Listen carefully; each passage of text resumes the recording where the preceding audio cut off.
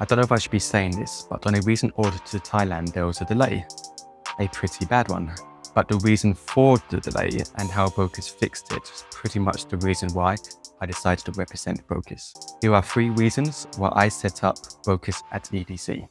Just before I started, there was a large order to Thailand, 20k in fact, and the client wanted to have all the products facilitated to the UK and then shipped over to Thailand by sea, by container.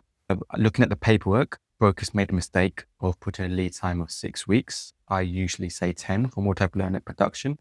So they have definitely put themselves in a situation, basically, which they couldn't match in that occasion, but the delays kept continuing. Now that kept going on in the background, and it was not until the last minute that starts things getting worse because getting to a deadline that the container needs to move. Then my colleagues decided to alert me. And I said, okay, pretty much what we have to do is to ship what has been made, what is available.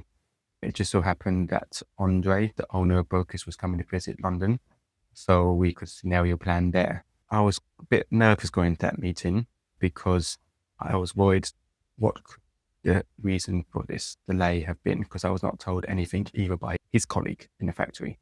And I was worried that I was facing a scenario which I did face in my other company, which was to do with systems.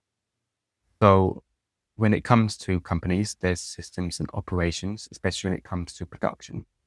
And systems are also good, but some systems have their faults. It's like part and parcel of how the business is set up.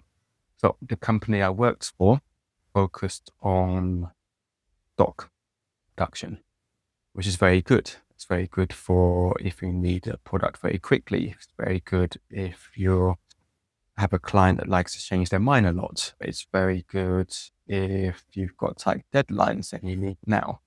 That's where stock is very good. It can't be denied. And the other part which Brokis works on is made to order. So that has its own systems. It requires good execution. It requires keeping everything tight in production so there's no errors in quality control. It requires having systems in place to order parts from different companies, because Brokis is a glass factory where they assemble all the lights together. But again, only glass. So it's a lot of moving parts. Both things have a lot of moving parts. Stock has a lot of moving parts, especially if you've got a huge, wide portfolio of lights in different finish, then it becomes exponential. At Brokis, there is a wide collection, but it's still quite limited and very exclusive in that way. But when it comes to stock, what you're going to have there is a scenario of it's not so good for the long-term plan projects. It's not so good for the big projects. And the reason why is because you can't plan as a designer or as a client whether or not this stuff is going to be in stock when you want to order. So what happened continuously was that a client would ask, "Is this in stock, James?" I would say, "Yes, it is." And then by the time they place an order, because reserves is not really a thing so much, that becomes an issue, because then it's not in stock and you have to go back and forth, refunds, find alternatives. It gets messy. And it happens quite a lot, actually, as you can imagine, depending on the demand of the brand and the market, of course. But another issue that comes with stock is how it's made for mass produce. So you don't get stock to then sell into the market if you don't get the price point here very good and cheap. And so the investment there is less risky.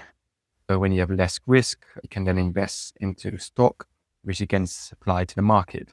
And so one way to minimize risk is to reduce cost. And one way to reduce cost is just to make and ship, basically, with hardly any quality control process involved. Yes, there is one. I'm not saying there isn't, but the impetus is just to get stuff out.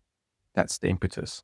When you're making stock, that's what happens. So when it arrives in stock in the UK, it can be delivered, and sometimes it arrives damaged. Sometimes it arrived in a state that's not in a good condition, and it needs to be sent back to the UK warehouse for refinishing, or it's just found I need to get a new product that's from stock, or you have to wait for the next production one. And the production one can be a long time as well, because there's a production schedule in place. Once you're making stock, you have to make enough stock to field for a portfolio, not making just one product. You're making a whole range. So you've got to wait for that whole range to be made before they start making a new batch. So it's, again, good and bad points. With Brokis and made to order, the bad point is that it's not fast. It's not quick and in demand. It's more for the designer who needs to be careful. They need to plan. They need to be very good at working in long-term projects, mainly the larger builds, larger renovations, and really taking care on what they select in as well, regarding finishes and colors and trying not to make mistakes. You've got to work with supplier basically that can help minimize those mistakes. So and I'm not saying that either is right or wrong, but what I felt in this camp here with the stock was that there was no real impetus to get better. And how could they? It's such a massive company. There's loads of moving parts. Again, if you talk about the investment value, you can't really go in there and start demanding that quality gets better. It's hopeful that the quality is really good. And it's just damage limitation on the 5%, 5%, 10%, no, warranty claims. It's basically being hopeful that the damage is limited, and you as a client just have to hope that there is no damage on your project. Now, the reason for the delay was not a system error, which I was worried about. I've seen all these system delays. I didn't want there to be another system, and Andre admitted, thankfully, it's still a bad mistake, but a person in his team in the factory placed a wrong part during the ordering process of the bureau, ordered the wrong size. So with the metalworks, so they made the glass, they made everything, and with their metalworks, probably has a 6 weeks lead time themselves. By the time it arrived, it was the wrong size, and that's when they realized, oh shit, there's an error. We need to make the metalwork again.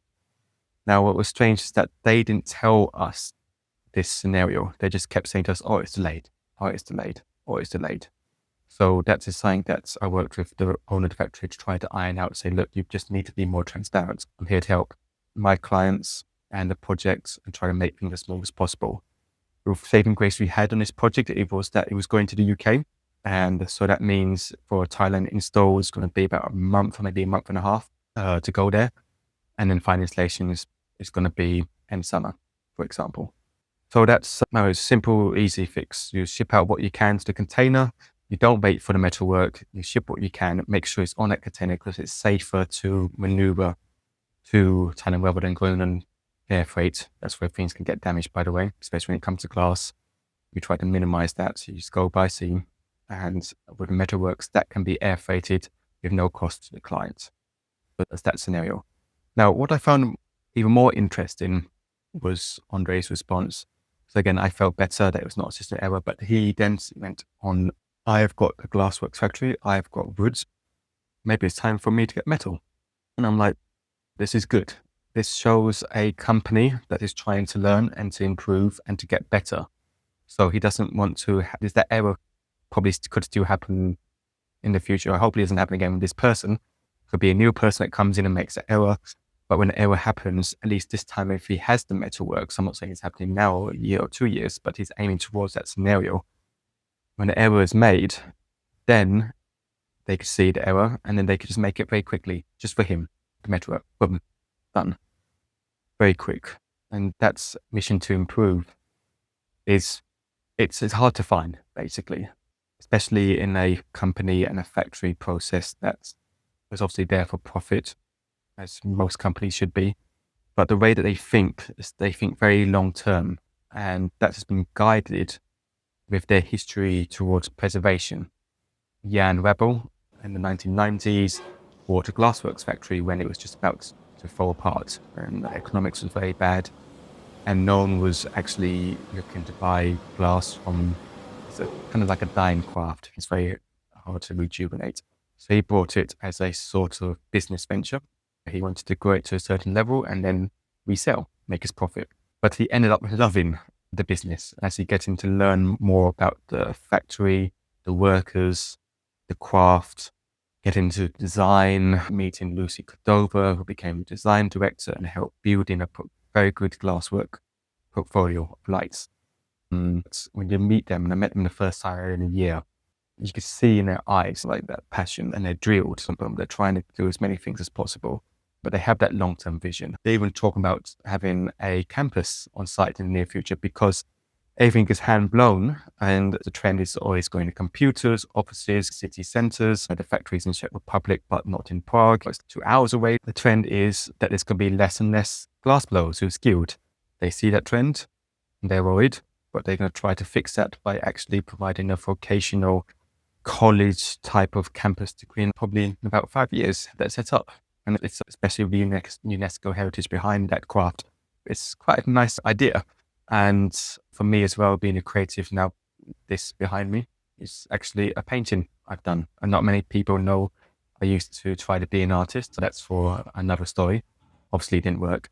But funny enough, when it comes to art, I always say that it helped me with business, or helped me with sales at least. Because here, to get to this, it doesn't just happen. It takes a lot of patience, and then let alone the patience to even get to this level. I'm trying to be photorealistic here. It's like this took years to get here. And then when you're painting one of these pieces, it's a 3-month job. Like, I just look at it as, no, it's going to take 3 months. It's all the layers and all the details, but then each time you paint and each time you try a new painting, you actually get better and better. And it's life. If you keep trying to do stuff, you're going to get more and more better. And I remember when I started at Minotti London, my career in actually interior design sales, I knew that phone calls was the way to go. I didn't know what I was doing. I bought a course, but I knew that phone calls was the way to go because LinkedIn was like emails as well. And I thought the only way that I could get in front of the designers is by phone calling, because I sure as hell did not want to go door knocking to their studios with a catalog, that's for sure. So I learned this skill. I pissed people off trying to learn that skill actually at the beginning. Probably pissed people off a bit now, to be honest. But I was pretty bad when I started. So I had a few complaints. But I still kept going. I still kept pushing because I remembered this process. Like, I remembered like what it felt like to be bad and, oh, you're not good enough. Or actually, you could do better. You could keep improving. The same way with these phone calls face. It's a simple thing, but in sales, not many people try it. You'd be surprised.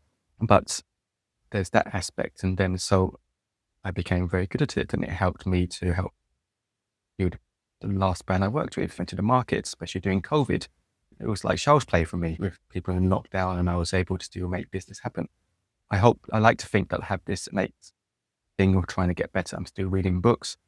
I'm still trying to learn things. A website I built, if you go to Brokis at edc.com, I built it like in my spare time. And I knew that I was leaving in the weekends, evenings, God, I hardly had a social life. But it's amazing what you can do when you have ChatGPT beside you, YouTube, and you just keep building. You just get code and stuff, and you just keep pushing. You can improve things here and there. And there's still a lot of things to do, of course, but I'm trying to now shift things over a little bit in terms of gears. But yeah, just like it's so that passion, and it's something that I also see in the owner of Minotti London, Digby. Like, he has got this drive, and I think that's why we recognize each other. That's why I like to hope, and I know he could probably say something different, but I think that's why we decided to work together again. It was a difficult time, my first time that I was over there, trying things out. It didn't really work out per se, but we left in a good moment. Like, we still kept in touch. I decided to do one thing with lighting, and then we came together and said, let's just try to build a lighting business together in a new way, in a way that we think the Minotti way in terms of customer service and stuff like that. At high-end lights, help solving out issues as soon as possible when they happen, being fast to respond to clients, designers, having a beautiful showroom, hopefully in the future. These are all things that we're trying to gear towards, but it's only step by step. And I see it in Digby. I like to think that's me and myself, and I see it in Jan and Andre, his father and son duo at Brokis. And I think maybe we recognize it in each other. We're all like hardworking people, and with Brokis, it's exciting to see the potential. And they've already partly there. Like, they won like 8 awards, design awards in the last 3 years, showing their growing maturity in design. Some designer friend of mine only remembers the balloons for the students, but then they have to show them a new collection. They've been very famous for this collection called The Memory. Another designer friend said, like, everyone really wanted this type of collection. So the sign for students, for shower bedrooms. But that's something that helped gave Brokis a footing, but they want to get more mature. And so with that maturity, they started to focus more on sustainability, which is an amazing story in itself. We're not talking about just carbon emissions, lowering that carbon footprint. Most of the production is made in the Czech Republic. Of course, all the glassworks made there, but also the suppliers, the metals, electronics. The furthest afield for them is Slovakia, which is next door, and Italy when it comes to the marble and stone bases. And with that sustainability factor that comes from this glass, it's impressive because when I was there, when I was in the factory, the most impressive thing was this one woman on quality control. So she would, after a day's work from these glass blowers, all that heat, all that sweat, all that craft and skill to get these perfectly sphere glass globes, like just made out of hands, just crazy to see. But this woman, at the end of this day, inspect them. She hold them up, look at it, and discard. I was like looking at like, I would have put some of the stuff through. I was asking like, what in what are you doing? She said to me that she has strict requirements when it comes to Brokis. The color's got to be perfect.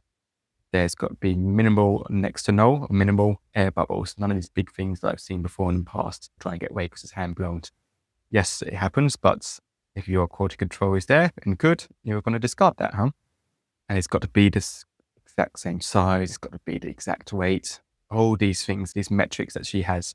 If it doesn't fit those metrics, goes into the recycling of Brokis glass, like a new surface. It's beautiful, looks like marble, has all different kinds of applications, not only of light, but also with surfaces. It's very clever, taking these like used parts for making something that's new and beautiful.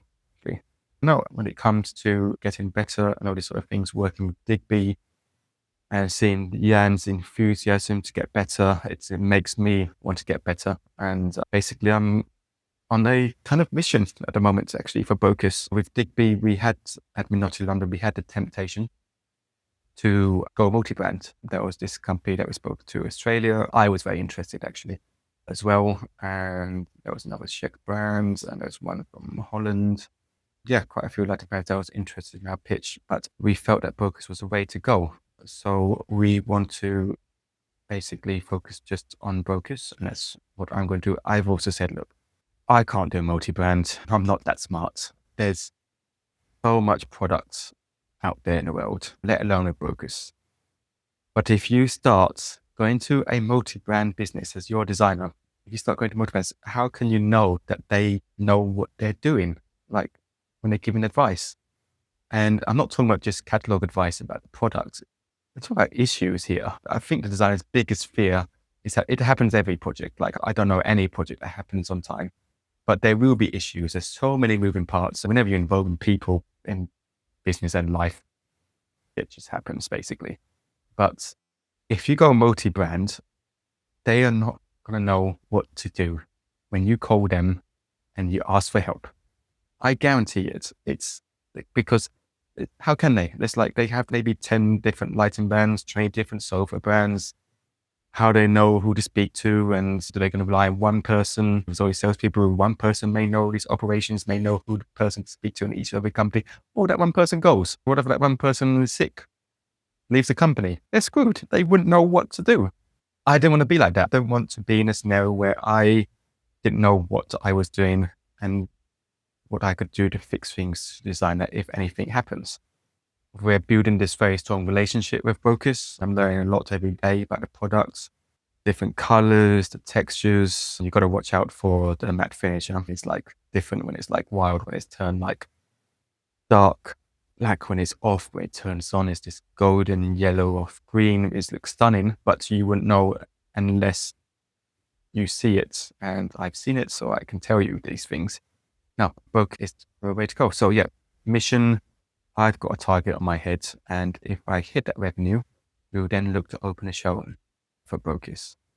I'm not here to beg or whatever, but if you know anyone who perhaps needs contemporary design or doesn't enjoy getting messed around with lighting suppliers and stuff like this, needs someone reputable, needs to work with me, but then also it's got a Minotti brand behind it as well, that reputation. Yeah, just point them to this video, point them my way, and see what we can do to help.